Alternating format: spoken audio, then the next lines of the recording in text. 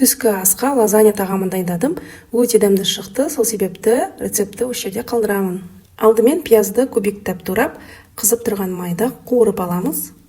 Үстіне тартылған етті саламыз. Менде бұл жерде жылқы еті, тұз және бұрышты дәміне қарай салып, барлығын жақсылап араластырамыз. Томатпен суды араластырамыз, немесе томат шырынын құйып, 10-15 минут отта бұқтырамыз. Бешамель соусын дайындаймыз.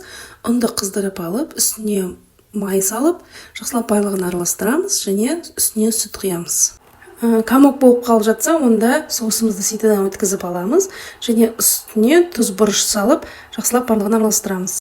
Томатный соус дайын болды, енді ыдысқа жинаймыз. Кезектестіріп жинаймыз. Томатный соус лазаньяға арналған жайма, тағы да томатный соус, бешамель соусын құямыз. Осылай 3 қатар жинаймыз және қызып тұрған пеште 30 минут пісіріп аламыз. Піскеннен кейін үстіне сыр саламыз да, тағы да 5-10 минутқа духовкаға салып аламыз. Мінекей біздің лазанья тағамымыз дайын болды. Өте дәмді әрі тойымды тағам. Сіздер жасап көріңіз. Егер ұнап жатса, менің видеома лайк басып, комментарий қалдырып, және каналыма жазылып кетуді ұмытпаңыз. Ас болсын.